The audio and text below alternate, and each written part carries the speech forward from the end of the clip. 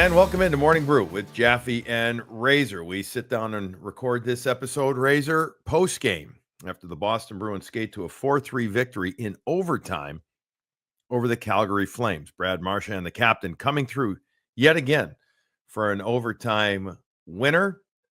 And the Boston Bruins, who had a 3-1 lead in the third period, managed to get 2 points out of this game. And for the most part, they did some decent things here and there. We'll talk about that in a minute. But before we get to that and break down this game, we want to tell you about Fazenda Coffee, because Fazenda Coffee, our lead sponsor, is the place that you want to go if you want to check out the Morning Brew blend, if you want to check out Morning Brew hats or the Morning Brew clean canteen. They're all there. FazendaCoffee.com/Morning Brew is where you can go for that. You can also just go to FazendaCoffee.com and check out all of the different blends and roasts that they've got, because they've got them all there, Razor, from light to extra dark.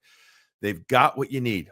Whole bean, hey, they'll grind it for you too. Fazenda is Boston's specialty coffee roaster. FazendaCoffee.com, Fazenda, FazendaCoffee.com. Go check them out. We thank them for being our lead sponsor in the podcast. All right, Razor. Kind of a game against the Calgary Flames that I thought there's some decent elements to it. I obviously didn't love the third period, giving up the 2-goal lead, but there was some good stuff in the sense I thought some of the details got better. I thought that the guys, including their passing, got a little bit better. There was still some hiccups here and there, but I don't know if it was one of those. I don't know if I'd call it a Picasso, Bud, but I would call it an effective victory. And thankfully, thank the hockey gods, Bud, they ended up winning this one in the end. Yeah, they deserve that. And by the way, there's new Morning Brew hats up on the 5th floor. A couple people. I was running and I didn't from way down, like, Razor, look at my hat. It was a new one. So to that guy, I apologize. I was already late for the period to get started, but I had to go. And so thank you. So we did connect, and I told him that Billy is very grateful for that hat. So yes, so it's become quite the thing, the hat sales that we've got going. It makes me giggle every time. So and I've certainly turned it your direction. So I know he's listening, so you know who you are. I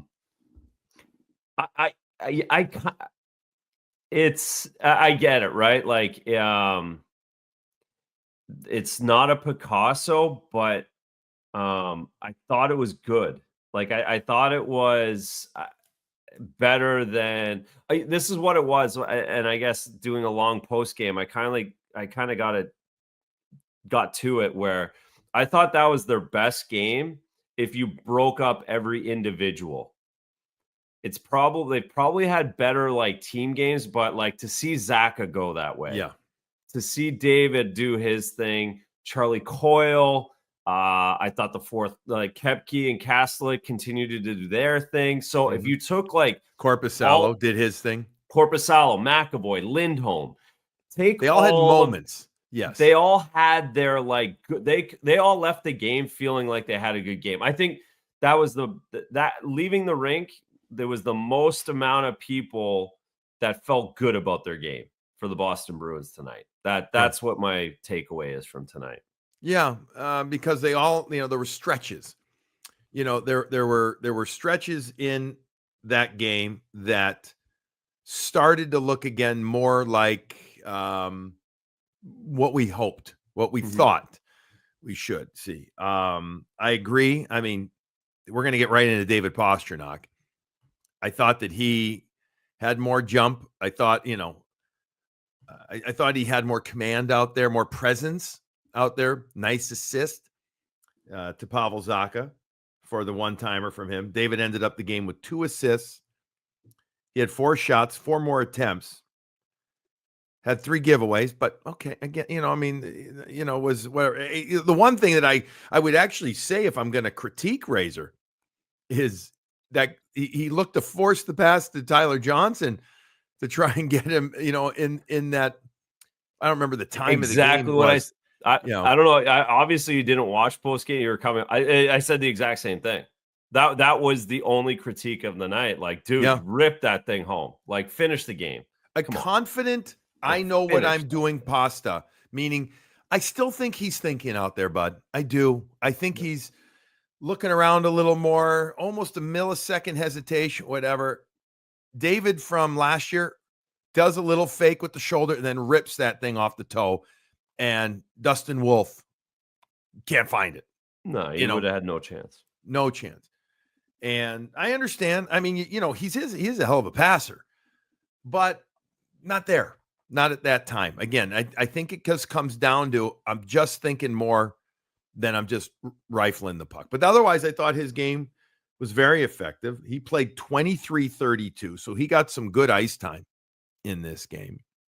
I like having him with Zacha, and I understand that that's what, David and he have some chemistry, but Montgomery's been trying so many different things. He goes back with them. And then I actually liked, what do you think of Tyler Johnson's game? He played 15-45. I mean, he was darting around out there. I liked it again. I mean, he's got the pushing pace. I don't know if you call him a speed. He's quick, and he brings a hunger out there. And I like that. And I think the that kind of line needs that. He's going to be. We're going to compare him to Dan Heinen a lot. He's better than Dan Heinen. Like he's the same scenario, but he's a better player. Certainly more offensive.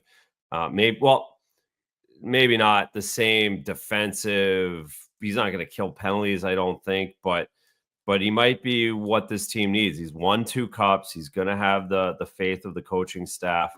And yeah, he kind of settled everybody. Yeah, that's right. good. That's a good term. Yeah, he settled everybody in the top 9, I would say, and then you just the 4 doing their 4. That's what it felt like. The Toronto game was tough. It was really hard for him to get in the mix. We talked about that in the last brew. This one was more of a 5-on-5 game, and I think you saw what he can bring to the table. I won't be surprised to see him on the power play 1 sooner than later, too. Probably.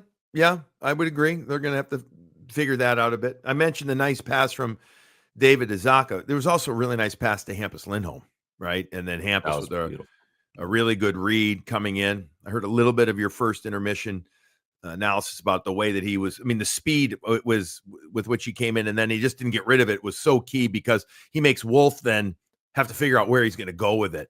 Yeah. And by the time that Wolf, I guess makes a decision, committed. He overcommitted, right? Yeah. He made a decision and it was the wrong one.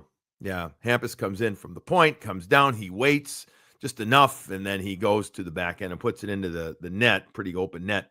That was the first goal. But David, again, with a real good read coming on the right side. So a good start.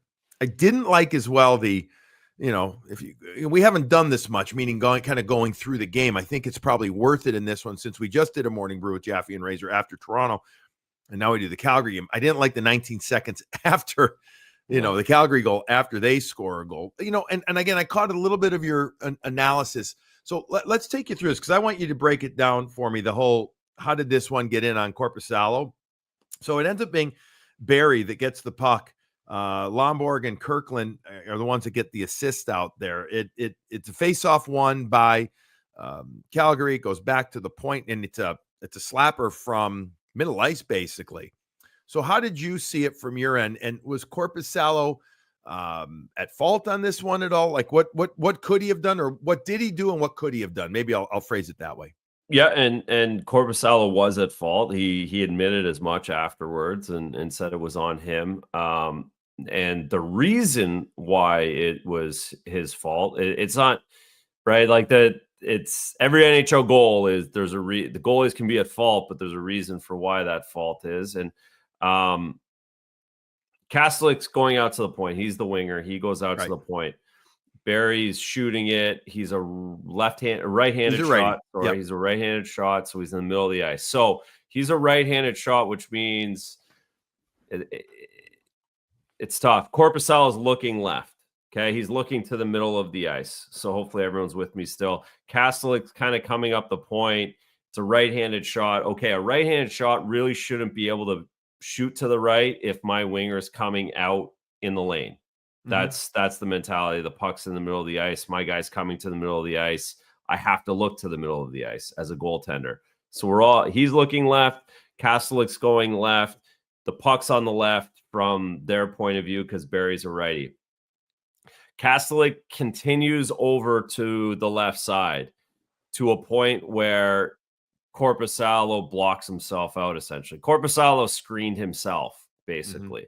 As Kastelik's going out, as you lose track of the puck, your job as a goaltender is to move to the right. Korpisalo didn't move to the right. He stayed on the left. Barry recognized that he had a lane to the right side of Kastelik, and that's why that puck goes in blocker side on Korpisalo. If Korpisalo moves to his right a split second earlier, then he's tracking the puck, then his body's to the right, then he makes the easiest blocker save that all of us could make. So it's just he just got stuck. Korpisalo got stuck. He didn't recognize in the periphery where Kastelik was going, and it's on him to give up a 60-footer like that. Yeah. Now, I mean, Barry can shoot. That's been his his thing, and he's put up numbers that, albeit this is just his first goal of the season, but in his career he has. But still, as you said, a 60 plus foot shot from there. Most of the time, you want that one stop, but it was not stopped, and it was again, so just like to just put a bow on it, like if it's one guy screening a 60-footer, an NHL goalie's got to figure out how to find it. Yeah. Now, if there's 5 guys, then we would be talking about a completely different story where it just sometimes those go in. But when it's one guy and it's your guy, and it doesn't really actually matter if it's your guy or their guy. If it's just one person, that's on you. That's why you're one of the 60 best goalies in the world. He literally just committed too much to his left with regard to his vision, his body, and that's the difference. You know, we're talking 6 inches probably. Correct. I mean, literally. That's the difference right there. He couldn't get back. So the Lindholm goal, by the way, is at 2:04 of the first. 2:23 is when Tyson Barrie scores his goal. The period ends 1-1. Shots were even 10-10. You would say, okay, pretty even period. I mean, the Bruins, again, some good stuff, good battle, up and down a little here or there. But then the second period comes out and the Bruins really get going. And I thought they started moving well. Pavel Zacha gets his second goal of the season, his first since the first game of the year. And he has been at times snake bit, at times you could tell frustrated, at times overthinking, missing the net. This one he didn't. What I love about this play with Pastrnak getting it up on the right side. Pasternak's got to pretty much bat it to him. And then from the right side, now in your mind's eye again, folks, Zacha is a lefty. So this isn't what you would call a natural one-time thing, but his stick is in a good spot. He doesn't even try to handle the puck. He just gets it down and then in one fluid motion, snaps it from the mid-right slot area with a quick release. I mean, it's almost going against his body a little bit there, but yet he had already just opened up enough and he was able to load and he used the stick technology to its finest right there. And he snapped it by the blocker side of Wolf. He had no chance, Razor, on that one. It was a really beautiful release. No chance. And it was so heady, like it's just Pavel Zacha in a nutshell, and what his ceiling is. There's not a lot of guys that would make that play and hit it as hard as he did, and with that kind of skill and allow it to go past his body. Most guys would get excited, knock it down, pull Stick it to the handle, back probably end, exactly. And they get closed out, and instead he let the puck do the work right on a tee, and he smashed it home. And a goalie has no way to read the shot when it's bouncing and moving. Like that's if he hits the net, which that's it. The propensity to miss the net sometimes for Pavel Zacha. If he hits the net, he scores. And he had 3 shots on goal tonight. I thought he looked a little different. I thought he had more pep. I thought he was happy to be with David. And recognize that, you know what? I'm not taking this for granted that I'm just playing with David this year. I've got to perform and I've got to get it done and get results. And he did that. Big smile on his face after that goal, and understandably so. A big smile on a lot of people's face, and probably some relief internally as well. So that was at 8:25 the second. Then at the 8:56 mark, just seconds later, Charlie Coyle got the puck coming down the right side, and I had to do a double take, and his first assist of the season. He gets it down, he scoots down the right side hard, and then Cole Koepke drives far post with his stick on the ice, and Coyle hits him. For Koepke, his 4th goal of the season. Just driving on that far post, gives himself as much time, much lane, best angle. I mean, again, you don't want to go near post because you take away any kind of room you have. He goes far post, gets it. Coyle with the nice bullet pass, puts it in, and then the Bruins have a 3-1 lead. So we head into the third period with the Bruins up 3-1. And then penalties. And then the captain takes a penalty. And post game, I had a chance to talk with Brad, and we did an interview for Nesson, and he admitted it was a bad penalty. It was really bad. And I asked him about it, Razor. Were you frustrated because you had been hitting posts and where the game had gone and all that? So he said, no, I mean, we're up 3-1. He says, I didn't read the play right. It was bad. It was just not good. I mean, face washed. Who was it? I'm blanking now on Prospel. Oh, Prospel, Yeah. that who can get on. By the way, he's a shit disturber, that guy, at his best. Yeah. And Brad kind of bid on it, and I didn't think it was really the most egregious. No, it wasn't. I didn't think it was that. I almost thought, wait a second, if you're going to call a penalty, you call both here, but really there's nothing to call here. And then I saw the replay, and I'm like, come on, really? Yeah, I thought it was. Again, let's not let him off the hook. He didn't let himself off the hook. Right. And the Bruins have had a penalty issue, so that's what we're talking about. Exactly. And that's kind of a hockey karma thing, what happened tonight. But that wasn't like it wasn't the most egregious penalty whatsoever. I think that one gets flagged for the referees. Like, hey guys, we've got enough penalties being called right now. You don't. And we're early in the third period. Okay, what are we doing here? But all right, anyways, listen. The ref made the call. Brad was fully, admitting that not a good thing. And they're not killing those ones. Exactly. Well, that's the hockey gods coming back to kick you, right? Yeah. Sharon Govich scores a goal a couple of seconds after Marchand takes the penalty, the roughing call, 9 seconds into the third. Sharon Govich scores a goal at the 58-second mark. He has tipped the puck that Weegar had brought in from the right side, and it was a nice tip. I mean, there's a little traffic, whatever. It was a typical goal like they saw against Toronto. So that made it 3-2. Halfway through the period, Charlie Coyle's going to end up blowing a tire, going through the neutral zone, actually coming over the blue line, basically. I asked him if he hit a rut, if he went. He says, I don't know. My leg just went out. Ice is soft, probably hit a rut. Maybe the edge of his skate blade had something happen to it. He goes down. The Bruins with a fourth guy joining the play, which is, as Charlie Coyle said, this is what we do. We want a fourth guy up there. It was McAvoy was up there, but it goes back the other way on a 2.5-on-1, basically. And Nazem Kadri, Bruins nemesis Nazem Kadri, puts in a nice far side goal shot on the 2-on-1. Lindholm was the defenseman for his 5th goal of the season and made it 3-3. And I don't know about you, but I'm sitting there saying, all right, are you freaking kidding me? This is where we're at right now with this team.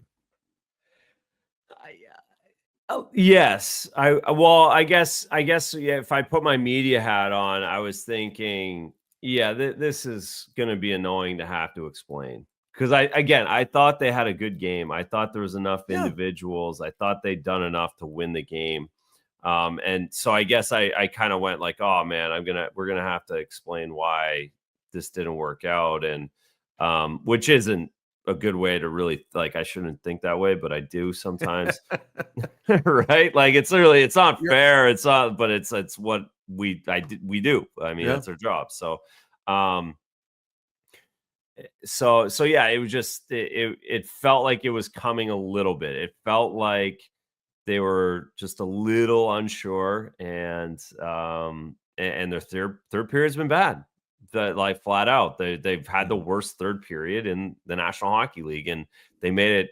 But they're now officially in last place in goal differential in the third period because they had -2, and Montreal only had -1 tonight. So you don't want to be with Montreal in any. It's like the San Jose Sharks and the Montreal Canadiens. So and silver linings down the line when we talk about things, but no, it wasn't a good feeling. It wasn't. It was, and there was 10 minutes left. You're like, oh, how are they going to hang on? And we know that this team has suffered from a confidence issue. And Brad and I talked about it this morning. Brad Marchand and I talked about it. He talked about it post-game interview as well. I asked him. And I've said this before on this show and other stuff. A lot of times people kind of take for granted that these guys, meaning NHL players like yourself and Guns currently, that they're always going to be confident, that there's always going to be no issue, that it's always going to be fine. And, that's not the case. And this team seems to be battling a confidence issue. It just does, in the sense of like I don't think they know their identity yet. I just don't. And I think you need an identity, Razor, to be confident. And they haven't seen enough consistency in their game, I think, to be confident. So that's the feeling that I get, because I'm like, all right, wait a second. There's been a lot of good, but oh man, if they don't have this confidence, we've seen them unravel. Third period goals, third period penalties. We've seen one little thing take it to some bad places.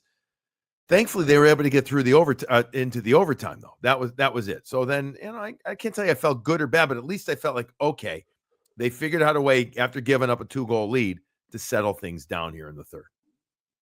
Yeah, and they did do a good job of that, because there was 10 minutes left, and right.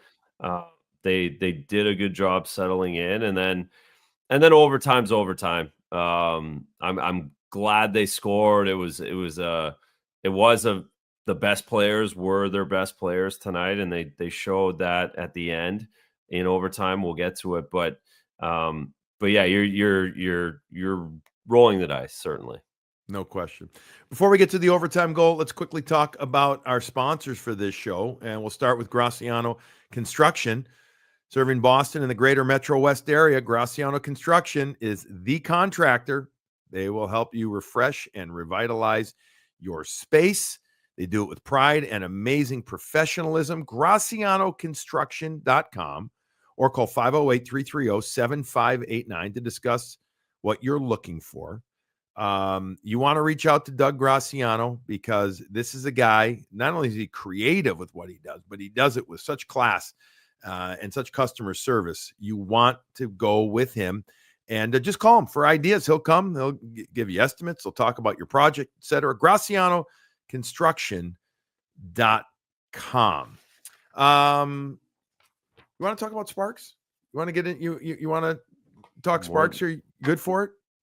I am ready to talk Sparks. All right. I could talk Sparks all the time. I think everyone knows that. It's literally my favorite thing. And I just got a new wheel, and I'm excited. I love getting a new wheel because it's clean now. I use a lot, and I'm ready to use it. Do you ever change the like? I've gone I'll go like 7/16 just to like grab one, just to see if it's a little bit different, see if the kids recognize it. A little bit. I will. I've gone to 3/4 now for Jake and me. Yes, you're really digging in. Yeah, the kid, like the sharper the better too. But that's the beauty of this thing. That's why sparkshockey.com is the best, because you go and you get a wheel, and you get it within a couple of days, and it comes home and you put it on there, and it's literally the easiest thing in the entire world to do. In the entire hockey world, the Sparks hockey machine is the absolute best. The convenience of it, the ease of it, the fact that my kids do. I don't think about sharpening skates. That's the last thing I think of. And I need less things to think about on a daily basis. So sparkshockey.com comes through on that. Use the code BRU50, BRU50 for $50 off. Holidays are coming.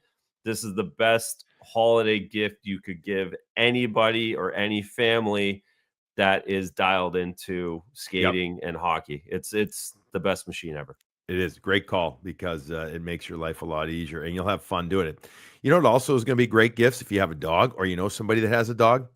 The gifts at Baydog Canine Adventure Gear. Baydog.com, Baydog, Baydog.com. 100% veteran-owned business. Super high quality, smart designs, but always very reasonably priced. They've got embroidered collars. They got the college collection of harnesses and fleeces for 33 schools. And they also make the best life jackets on planet Earth. So if you got a dog that likes swimming and you want to get him one of these, go to Baydog.com. This company also They never undercut their retail partners, the mom and pop independent pet stores out there. They're really big throughout New England. That's why they're not on Amazon or Chewy. They don't take away the business from those. So you want to check them out, baydog.com, and you're going to love the quality. Your dog's going to love it. You're going to listen, when we always talk about, your kids are happy, everything's good, right? And everything. Yeah. Well, I don't know. For you and me, I think it's when Mila and Cooper are incredibly happy. That's when I think we're at their best. Cooper greeted me when I came home tonight. He looked at me. I told Coop I had to first of all I had to take the 12 bags of leaves to the front because my kids hadn't, so I had to do that. And then I saw Coop. Coop was there, and I gave him a big hug and played with him for a half a minute. And then I told him, "Get upstairs, go to night." He says. He looks at me, he turns around, he goes up there. He's probably waiting upstairs for me. So love the guy. So it's baydog.com.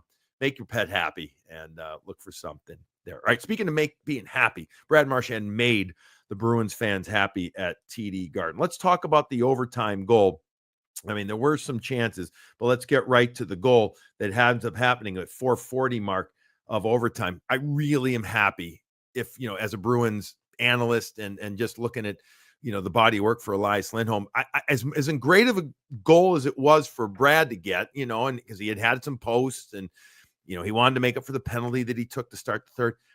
Lindholm, being a former Calgary Flame, I thought he had a decent game. I liked, I felt like I noticed him more. I was around it more. And winning that heavy battle, get the puck. It was a second, third type battle, and he gets it to Brad.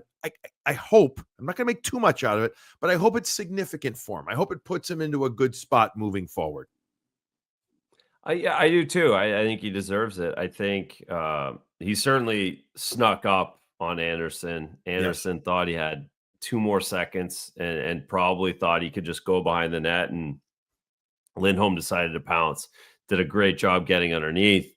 Just that's what he is. That's what he is. And if he can start connecting a little bit more, if his confidence builds, like I think he walks out of there feeling as good as he has. Back to the individual people, Lindholm walks out of the rink as good as he's felt since game 3 or 4. Whatever that was when he was at Montreal that he hit the puck off Marshy's shot, through Montembeault. So that was Montreal. Yeah, it's a long time ago, 12 games ago. So I just think that builds his confidence because it was a great play. It was a heady play. Not a lot of guys in the NHL can pull that off, and I thought he was deliberate all night. He played 18-13. He had the 1 assist in the game, 4 shots on goal, 2 hits, a takeaway and a block. He was a few face-off wins under 500. He hasn't been as effective in the face-off circle. I mean, he's still at 50. Well, he was at 52% coming in. He's going to be at 51% now. He has 44% in this game. Overall, by the way, the Bruins, 33 wins, 29 losses as a team in this game. A perfect 8 for 8 in this game from Pavel Zacha. Not bad. Pavel, goal and assist in this game, 20-46 of ice time. The big guys played the big minutes. Let me just go through some of this ice time. Zacha, 20-48. Hampus Lindholm, who was good in this game. He was good. 5 shots on goal, 25-07. Really good. McAvoy, 27-54. He was out there with numerous partners regularly.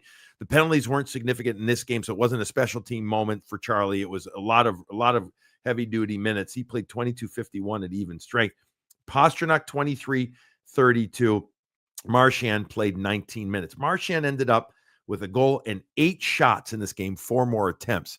So these are big guys. Your big guys playing big minutes and having the numbers. And I think, Jim Montgomery saw these guys and doing good things. And so whether it was a reward or just like, you're just going, this is what I got to do. This is what you need right now. I like that. He put them out there and to help them, give them best opportunity to flourish.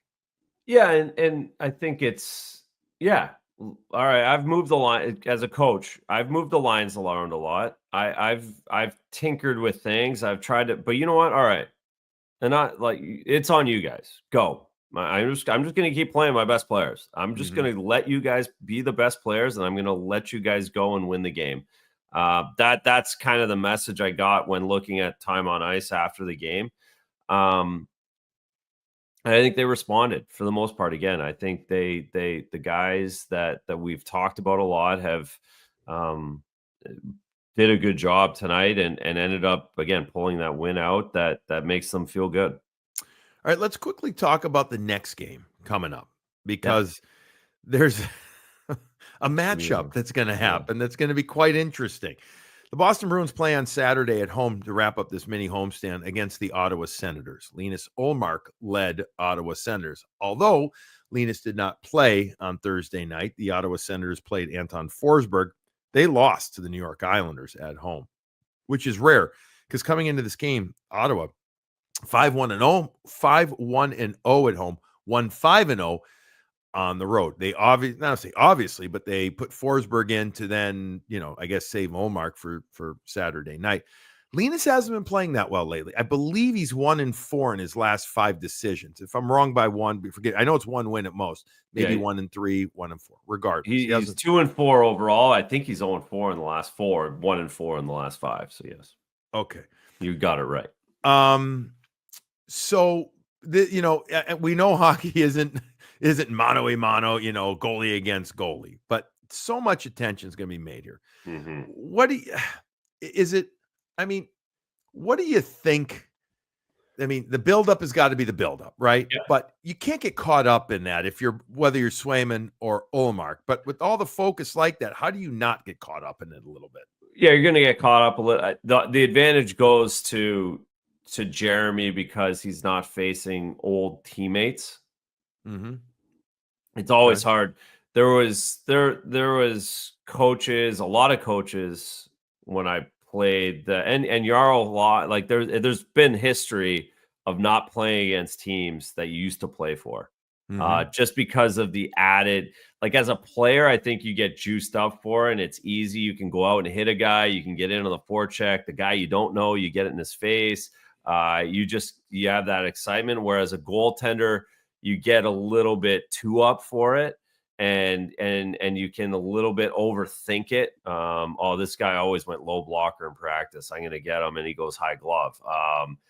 Just those little things that you can overthink, and sometimes it works where, all right, this guy's going to just be nails, and he's going to go make his Patrick Waugh, right? Like he's going to go. He's going to win no matter what against his old teammate. He's going to shove it right down their throats. Mindset, baby. Mindset. Yep. So it does. There's a lot of different ideas about it. I'm very, very curious how it is. But sitting here on a Thursday night, I'm thinking that Swayman has a big advantage over Linus having to come back into here, being traded, and just the way the whole thing kind of feels. Mm-hmm. It feels like Jeremy's up for a big night. You think they go to dinner tomorrow night? Or, I mean, I have no idea. I haven't talked to anybody about it. I haven't asked anything. What do you think? That'd be interesting. Yeah, I think they do. I think they will. I think, and that's, again, I think that kind of leans into like advantage Jeremy, right? Like Linus will be like the nice guy and go to like, if Patrick's not, I just keep going back. I'll go to Patrick. It's easy. I could go to a bunch of different goalies, but Patrick's not having dinner with anybody tomorrow night, right? Like he would never have had dinner with his former teammates. Marty Brodeur wouldn't have had dinner with, like, this is big, and I think Linus will have dinner.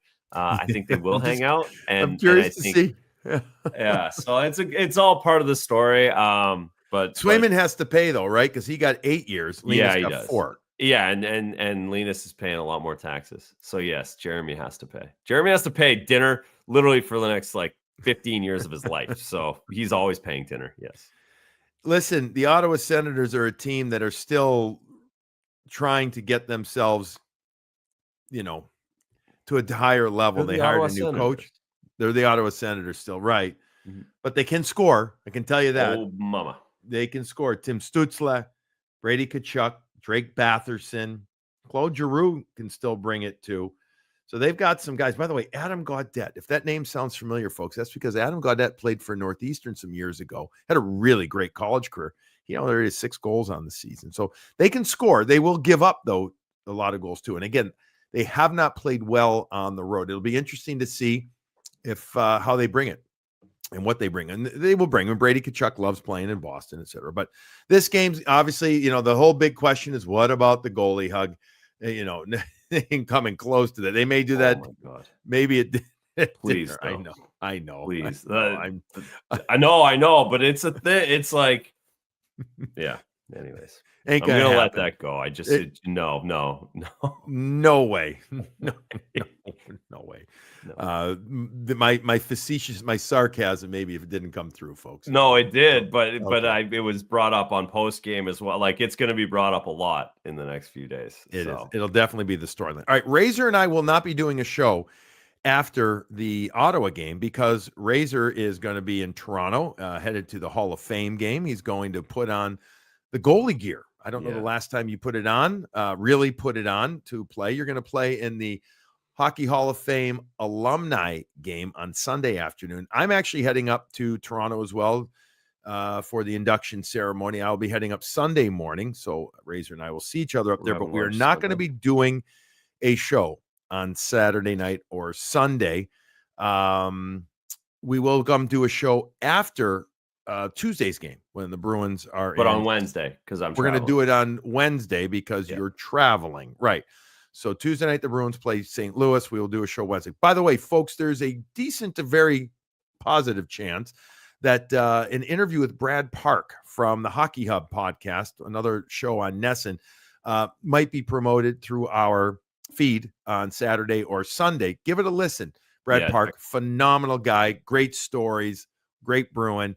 But check that out. That will come out. We'll put something out on social when it is, but don't be surprised if you see that on Saturday or Sunday. Again, Razor and I's next show will be Wednesday after the St. Louis game because Razor's got to travel with the Bruins to St. Louis and then to Dallas. All right, that's going to wrap up this show. The Boston Bruins win. They beat the Calgary Flames in overtime 4-3. The captain, Brad Marchand, coming through. The Bruins get set to take on the Ottawa Senators in, we'll call it the goalie hug game on Saturday night. Everybody enjoy the victory. Enjoy your coffee.